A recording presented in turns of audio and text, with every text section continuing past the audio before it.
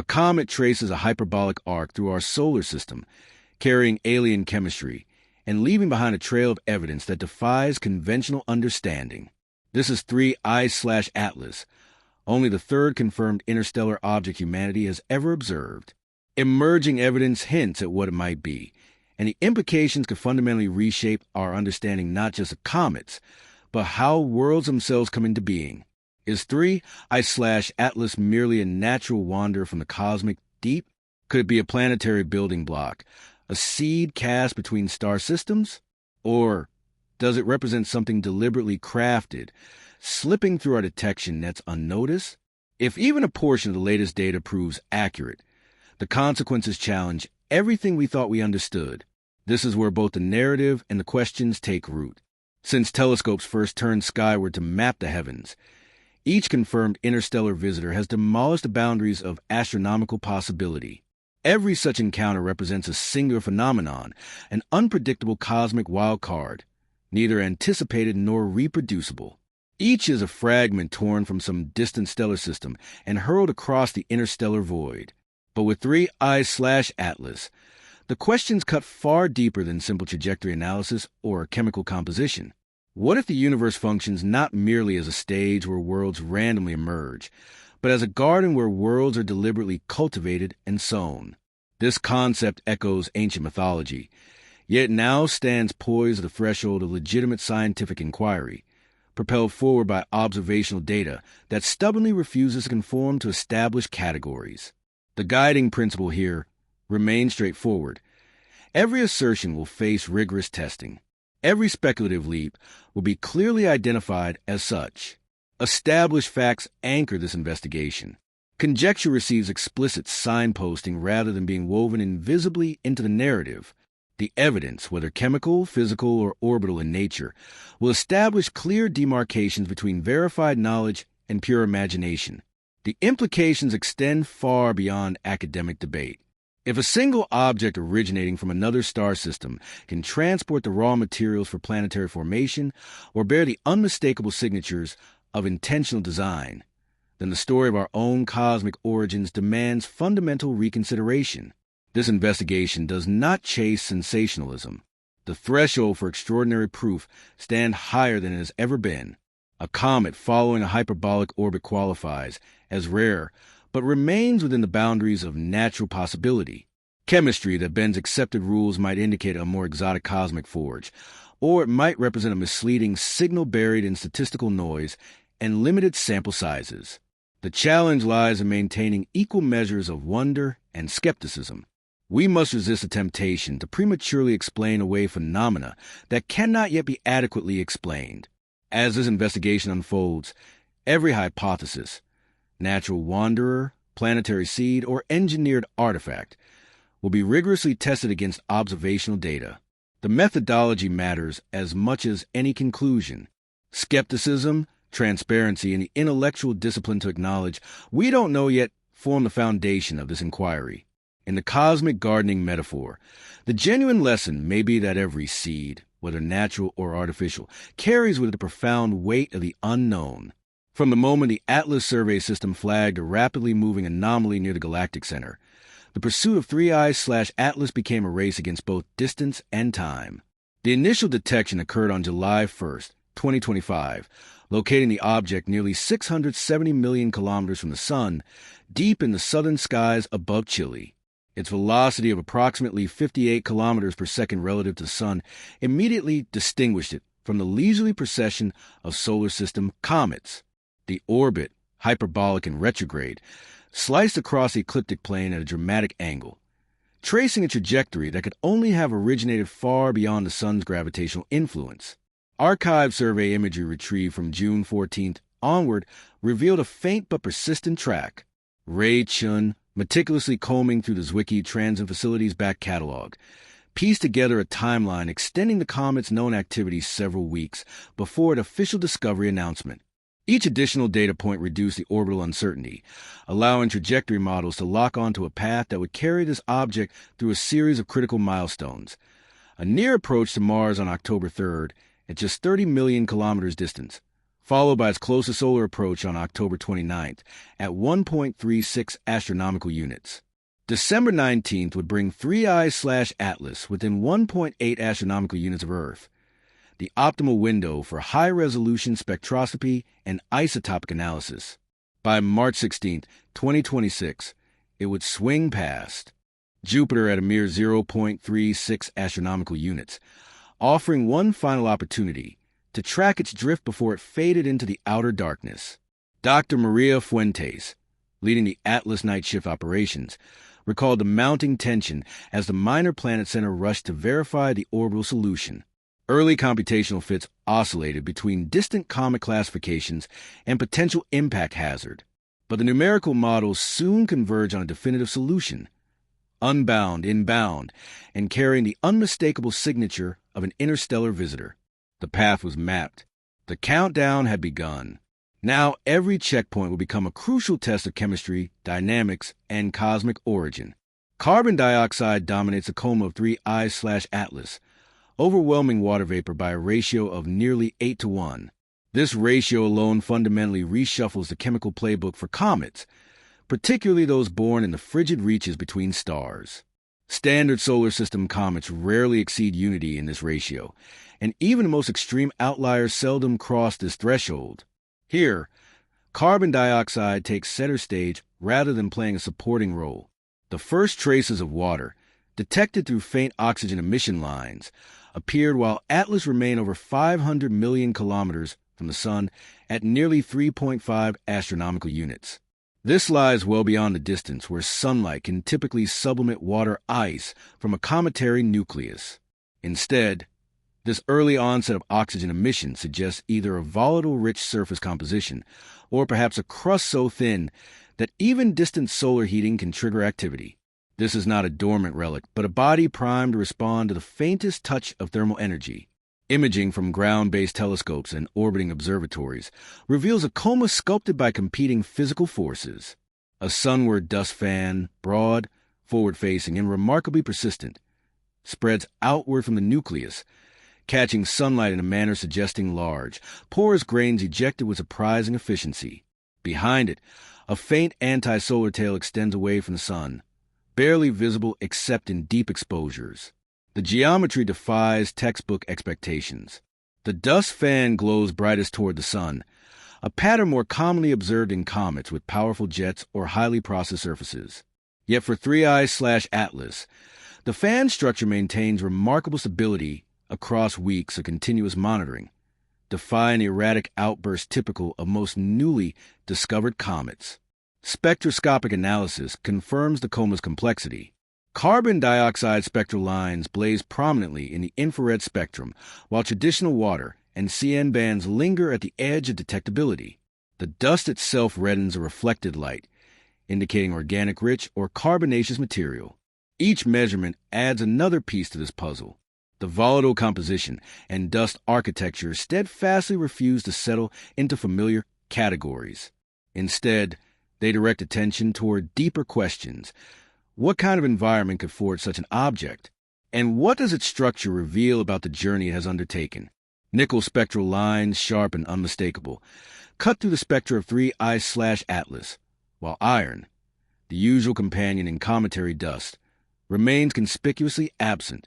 The VLT team, working through the early autumn nights, measured nickel production rates near 4.6 grams per second at a distance of 2.85 astronomical units.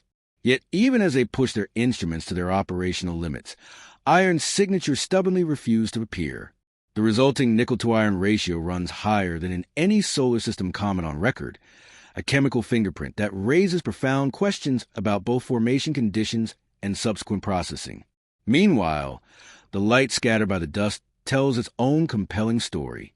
Polarimetric observations reveal a negative polarization branch deeper than minus 2.7% at a phase angle of 6.4 degrees.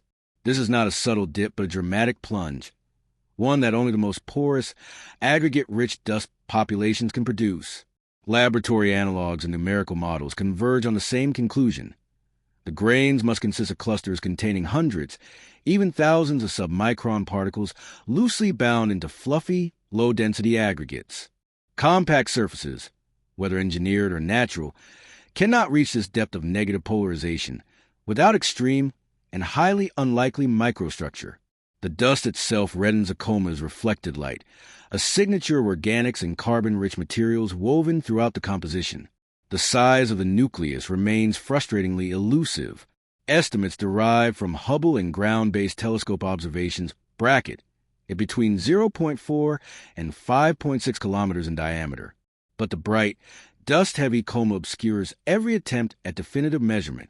Taken together, these signatures, nickel without corresponding iron, extreme negative polarization, and a nucleus veiled by exotic dust, defy straightforward classification. The evidence accumulates across multiple disciplines, from spectral chemistry to light-scattering physics. Each piece adds weight to the anomaly ledger.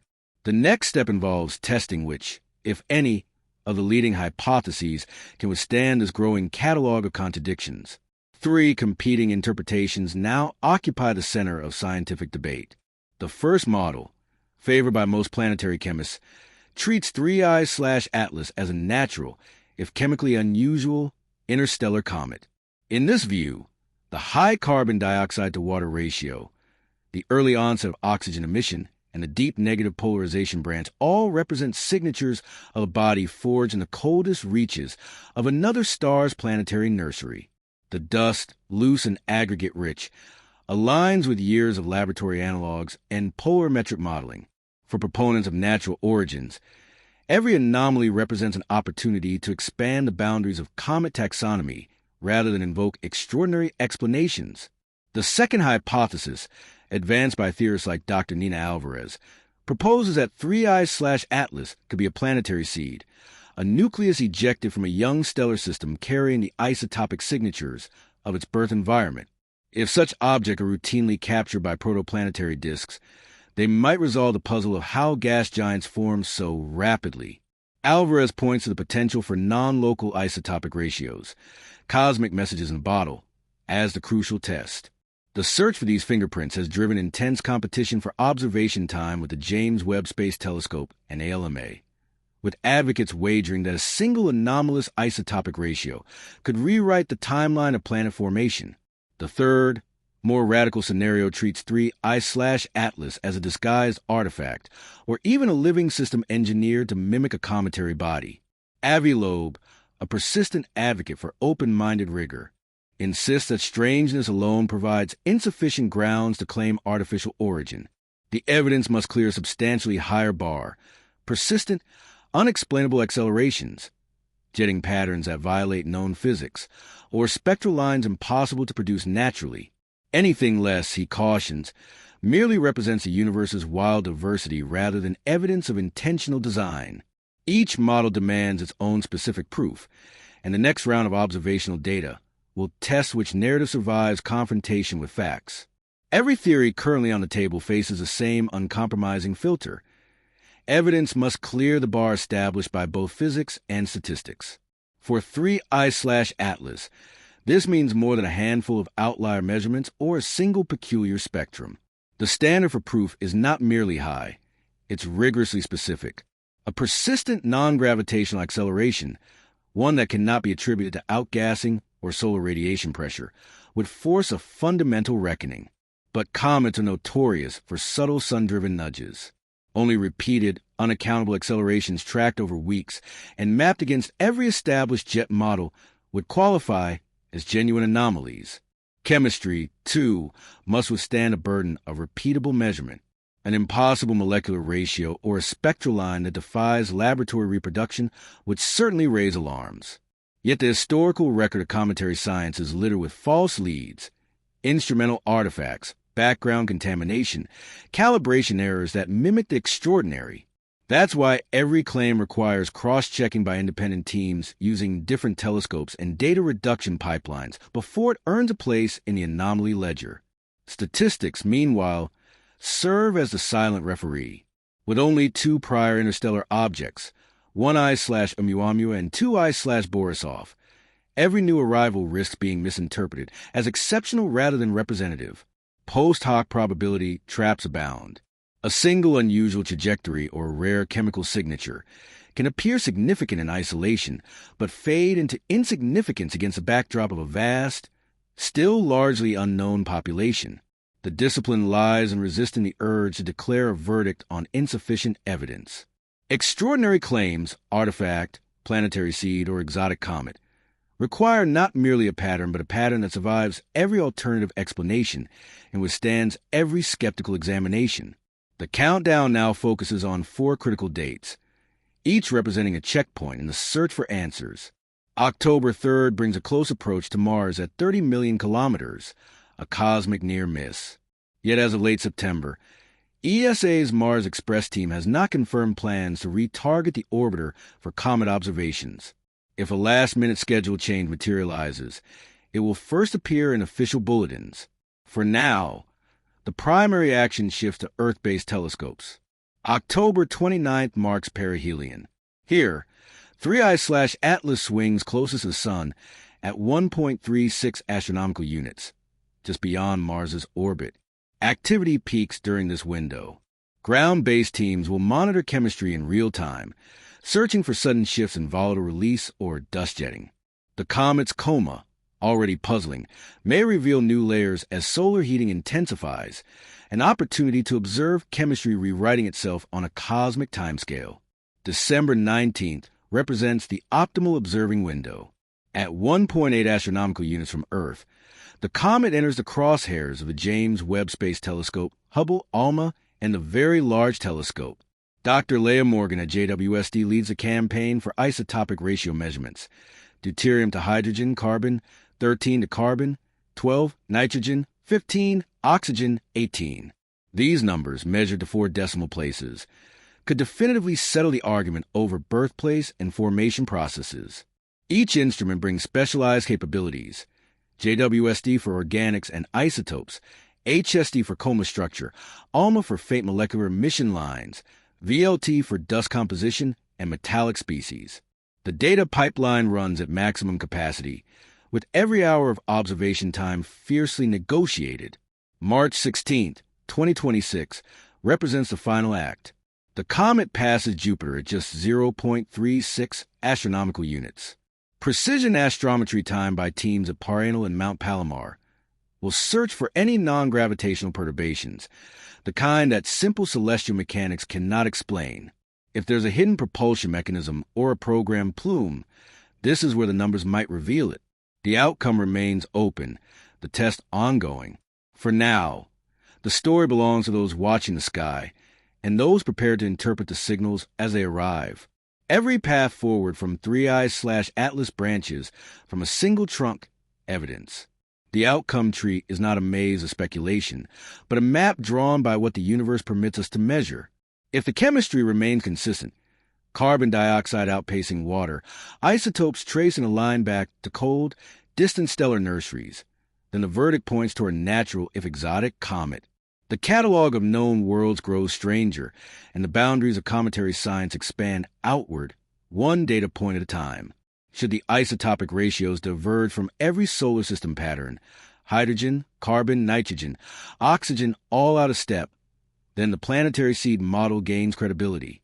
A non-local fingerprint preserved through eons of interstellar drift could revolutionize how astronomers understand the formation of gas giants.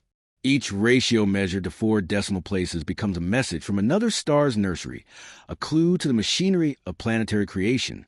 If instead the numbers refuse to conform, if the comet's trajectory deviates in ways that sunlight and gas emission cannot explain, or if spectral lines appear that no natural process can forge, then the most extraordinary scenario awaits its own rigorous testing. The bar for artifact or living system remains impossibly high. Repeatable, instrument-independent proof, impossible to fabricate naturally. Anything less constitutes noise rather than signal. Through every branch, the methodology holds firm. Claims are weighed, not wished into existence. Skepticism serves as a tool, not a shield against discovery. The story of 3I/Atlas is not a competition among wild theories, but a deliberate, methodical climb toward what can be known with certainty. In the end, the universe answers only the questions we are disciplined enough to ask properly. The next observation windows, October near Mars, December from Earth, and March by Jupiter, are scheduled to gather data that could confirm or eliminate each scenario. With just 3 interstellar objects on record, every data set carries immense significance. The evidence demands skepticism, but also open minds willing to follow where the data leads. The answer may expand our understanding of planetary formation, or it may upend everything we thought we knew about how planets, and possibly life itself, emerge across the cosmos. The universe is speaking. Our task is to listen carefully enough to hear what it's actually saying. December 19, 2025, arrived with crystalline skies over the Atacama Desert. At 1.8 astronomical units from Earth, 3I/Atlas hung in perfect position for the most intensive observational campaign ever directed at an interstellar visitor. Dr. Leah Morgan's team at the James Webb Space Telescope had fought for months to secure this window. Now, as the data began streaming in, the control room fell into an eerie silence. The isotopic ratios appeared on the screens first. Deuterium to hydrogen, 3.2 times solar system values. Carbon, 13 to carbon, 12, elevated by a factor of 2.8. Nitrogen, 15, off the charts, nearly 5 times what any solar system body had ever shown. But it was the oxygen, 18 measurement, that made Morgan's hands tremble as she reached her phone. The ratio didn't just deviate from solar system norms. It formed a pattern, a signature that matched no known stellar nucleosynthesis model. "Run it again," she commanded, her voice barely above a whisper. "Every calibration, every correction. I want 3 independent pipelines." 6 hours later, the results remained unchanged. The isotopic fingerprint of 3I/Atlas told an impossible story. It had formed in an environment enriched by multiple supernovae, then spent time in a molecular cloud with chemistry unlike anything in the Milky Way surveyed regions. The planetary seed hypothesis suddenly looked less like speculation and more like the only explanation that fit. But that was just the beginning. March 16, 2026, brought an unseasonably clear night. The Paranal Observatory in Chile. Dr. Marco Benedetti and his astrometry team had Jupiter and its mysterious visitor centered in their targeting reticles.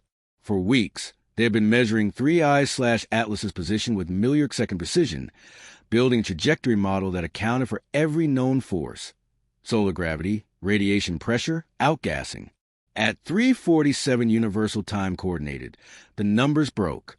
The comet's velocity had changed, a vector shift of 0.3 meters per second that appeared over just 6 hours. Benedetti ran every calculation twice. Solar radiation pressure at this distance, too weak by a factor of 50. Outgassing from the known volatile mix, wrong direction entirely. Gravitational perturbation from Jupiter, already accounted for in the models. "It changed course," Benedetti said into the emergency conference call, his Italian accent thickening with stress. "Cleanly, precisely, and there's no natural mechanism that fits." The vector was pointed away from Jupiter, not toward it, not tangent to it, but directly away, as if something had decided that a closer approach was inadvisable. At Caltech, Dr. Nina Alvarez pulled up the data on 3 screens simultaneously. Her planetary seed model had never predicted active maneuvering. Natural objects don't change course. They follow gravity's script with mathematical perfection. She stared at the numbers, feeling decades of certainty beginning to fracture. Across the country, Avi Loeb received the data at 4:15 Eastern Standard Time. He read through it once, then again, then a third time. Then he began making calls. Within 48 hours, the International Astronomical Union convened an emergency virtual session. Over 300 scientists from 17 countries crowded into video feeds, their faces illuminated by the glow of data streaming across their screens. The tension was palpable. Dr. Sarah Chun from MIT presented first, her analysis of the March acceleration event clinical and devastating. The probability of this being a natural outgassing event, given the observed vector, timing, and magnitude, is less than 1 in 50,000. The probability of it being a gravitational perturbation we somehow missed, less than 1 in a million.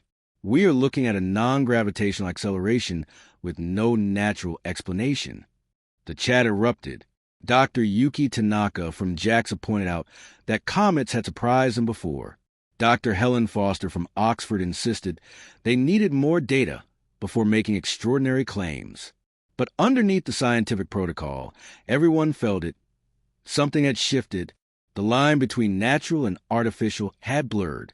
Then Dr. Maria Fuentes, who had been silent throughout the session, unmuted her microphone. There's something else. Something we've been seeing in the spectroscopic data, but couldn't make sense of until now. She shared her screen. The spectrum of 3I/Atlas appeared, its familiar carbon dioxide peaks and nickel lines prominent. But she zoomed in on a region in the far ultraviolet, an area most teams had dismissed as instrumental noise. This is a 23-minute periodicity in the UV emission. It's been there since October, but we thought it was data artifacts. After the acceleration event, I went back and reprocessed everything with higher temporal resolution. She overlaid multiple observations, and the pattern became undeniable. A regular pulse like a heartbeat that had been hidden in the noise all along. 23 minutes, she continued, her voice steady but her eyes betraying her disbelief. That's not a rotation period. It's not a resonance. It's not tied to any physical mechanism we know. But it's there, constant, unwavering, like a signal. The silence that followed lasted nearly a full minute. Dr. Rebecca Martinez, a SETI researcher who had joined the call as an observer, leaned forward. Can you show me the phase analysis? Fuentes shared a new plot. The 23-minute pulses weren't random in amplitude. They followed a pattern. Strong, weak, strong, strong, weak. A sequence that repeated every 16 cycles. Martinez's face went pale. That's a prime number sequence. 2, 3, 5, 7, 11. It repeats. This is exactly the kind of pattern we've been searching for in radio signals for 70 years. But it's not radio. It's embedded in the UV emission from what we thought was comet outgassing. Someone in the chat wrote, "Are we seriously discussing this?" Another responded, "What choice do we have? The data is the data." Dr. Loeb finally spoke, his voice calm but carrying the weight of the moment. We have 3 pieces of evidence that don't fit natural explanations. Isotopic ratios that suggest artificial selection or impossibly rare formation conditions, a trajectory correction with no natural mechanism, and a repeating mathematical pattern in electromagnetic emission. Any one of these could be explained away. Together, they exceed the threshold. He paused, letting the words settle. We need to consider the possibility that 3I/Atlas is not entirely natural. Whether it a probe, a vessel, or something we don't have categories for yet. That's the next question, but we can no longer dismiss it. As March turned to April, teams around the world began coordinating in ways unprecedented in astronomical history. The JWST was retargeted for continuous monitoring. Radio telescope arrays from Arecibo to the very large array pointed at the fading visitor. Every instrument humanity possessed turned its gaze toward 3I/Atlas as it began its long journey back to interstellar space. Dr. Alvarez, working with cryptographers and information theorists, made a breakthrough that sent shock waves through the scientific community. The isotopic ratios, those impossible measurements that had started everything, they weren't random. When arranged by atomic number and weighted by abundance, the ratios formed a mathematical sequence. The Fibonacci series, embedded in the chemical composition itself. Hydrogen, carbon, nitrogen, oxygen, and nickel. Their isotopic deviations from solar system norms followed the pattern 1, 2, 3, 5, measured to within 2% accuracy. It's not a message in traditional sense, Alvarez explained in a hastily arranged press conference, her usual academic caution abandoned.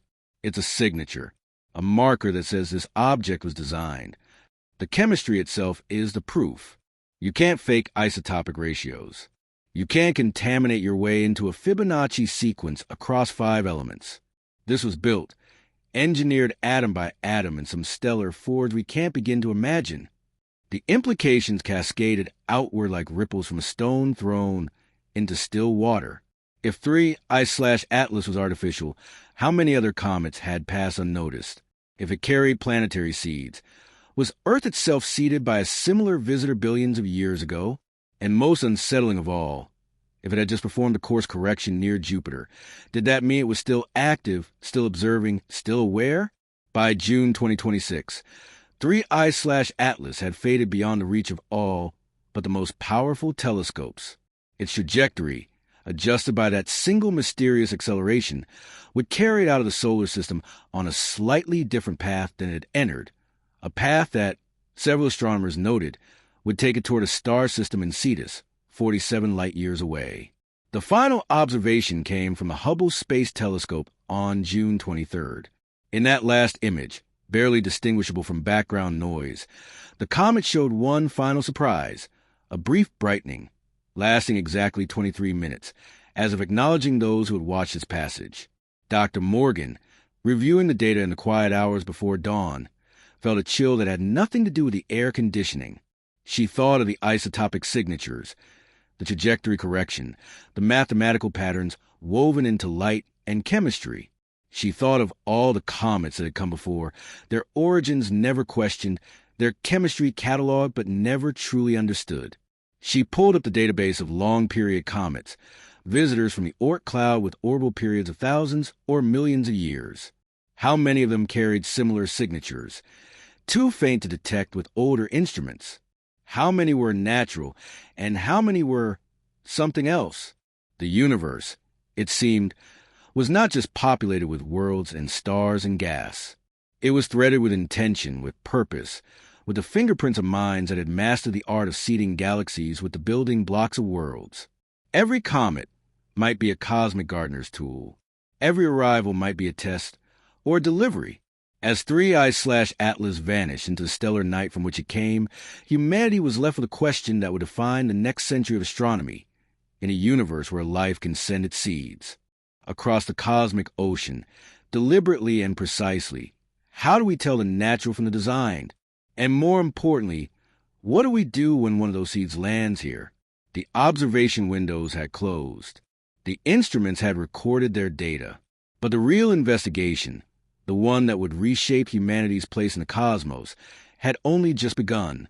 Far from Earth, beyond Jupiter's orbit, a speck of ice and rock in ancient intention continued its journey toward the stars. Behind it, it left transformed science, shattered assumptions, and one unavoidable truth.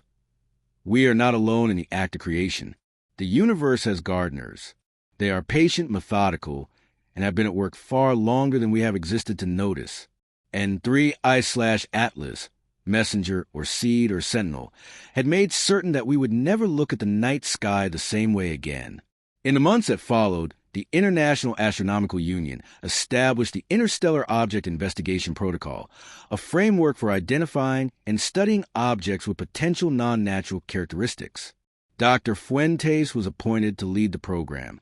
Dr. Alvarez began work on a catalog of isotopic anomalies in existing comet data. Dr. Loeb, vindicated but not triumphant, simply noted in his journal, "We were not ready for the answer." But the universe doesn't wait for readiness. The search parameters for SETI expanded to include chemical signatures, trajectory anomalies, and periodic emissions across all wavelengths. If 3I/Atlas was a messenger, there would be others. Humanity now had a template for recognition. And somewhere in the cold dark between stars, other objects drifted on ancient trajectories, carrying their impossible chemistry and their mathematical secrets, waiting for the moment when their paths would cross with curious minds ready to read the messages written in isotopes and light. The age of cosmic archaeology had begun. We were no longer merely looking up at the stars. We were reading the signatures of those who had gardened here long before us, learning their methods, deciphering their intent. The question was no longer whether we were alone. The question was, what will we do with the seeds they left behind?